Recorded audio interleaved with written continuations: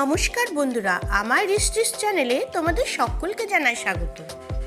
বন্ধুরা, আজ তোমাদের সাথে শেয়ার করব রুটি লুচি ভাত সবের সাথে দারুণ লাগে পটল আলু ভাজার এই রেসিপিটি। পুরনো বন্ধুদের পাশে থাকার জন্য ধন্যবাদ। আর নতুন বন্ধুদের রেসিপিটি ভালো লেগে থাকলে লাইক আর চ্যানেলটিকে সাবস্ক্রাইব করে দেওয়ার জন্য অনুরোধ রইল। চলো তবে এবার রান্না শুরু করি। এখানে আমি 4টে পটল নিয়েছি একটা পেঁয়াজ, একটা আলু, কিছু কাঁচা লঙ্কা, নিয়েছি 1.5 চামচ পরিমাণে পোস্ত। আলু আর পটলগুলো এরকম লম্বা করে কেটে নিয়েছি আর পেঁয়াজ কুচি করে নিয়েছি। প্রথমে গ্যাস অন করে কড়াই বসিয়ে কড়াইতে আমি পোস্তগুলো হালকা লাল লাল করে ভেজে নিচ্ছি।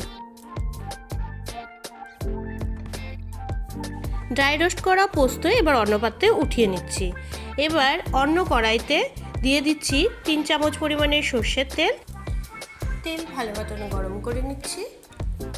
এবার এই তেলের মধ্যে দিয়ে দিলাম ছোট চামচে 1/2 চামচ পরিমাণে কালো জিরে আর দিচ্ছি 2টো কাঁচা লঙ্কা চেরা। এবার 1 মিনিট এগুলো ভেজে নিচ্ছি। এবার এর মধ্যে আমি কেটে রাখা আলুর টুকরোগুলো দিয়ে দিলাম। সাথে আমি দিয়ে দিচ্ছি নুন 1 চামচ পরিমাণে আর দিচ্ছি হলুদ গুঁড়ো 1/2 চামচ পরিমাণে। এবার আলুর টুকরোগুলো আমি ভেজে নিচ্ছি 2 মিনিট। গ্যাসের ফ্লেম এই সময় আমি মিডিয়ামে রেখেছি। এবার এর মধ্যে কেটে রাখা পটলের টুকরোগুলো দিয়ে দিলাম। গ্যাসের ফ্লেম মিডিয়াম রেখে আলু আর পটলের টুকরোগুলো একসাথে 3 মিনিটের জন্য আমি ভেজে নিচ্ছি। আলু পটলগুলো মোটামুটি ভাজা হয়ে এসেছে। এবার এর মধ্যে আমি দিয়ে দিলাম পেঁয়াজ কুচি আর ঝাল অনুযায়ী কাঁচা লঙ্কাগুলো।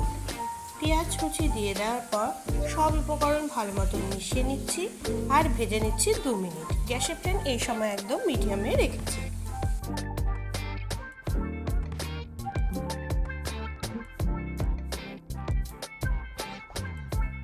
এবার গ্যাসের ফ্লেম একদম লোতে রেখে এটা ঢেকে 2 থেকে 3 মিনিটের জন্য রান্না হতে দিচ্ছি।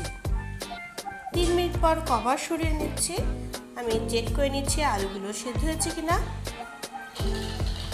আলুগুলো ভালো মতন সেদ্ধ হয়েছে, পটলও ভালো মতন সেদ্ধ হয়ে গেছে।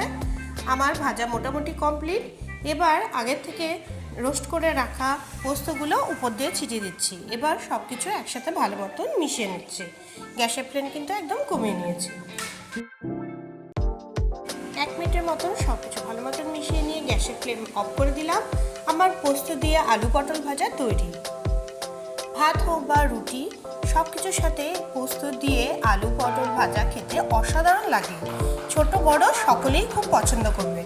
বন্ধুরা, তোমরা রেসিপিটি বাড়িতে অবশ্যই ট্রাই করে আমাকে কমেন্ট করে জানাবে কেমন লেগেছে। ভালো লেগে থাকলে অবশ্যই লাইক করে দেবে, ফ্রেন্ডস ফ্যামিলির মাঝখানে শেয়ার করে দেবে। নতুন বন্ধুরা আমার চ্যানেলটিকে অবশ্যই সাবস্ক্রাইব করে দেবে। পাশের বেল আইকনটিকে ক্লিক করে দেবে নিত্য নতুন রান্নার রেসিপি সবার আগে পাওয়ার জন্য। সবাই খুব ভালো থেকো।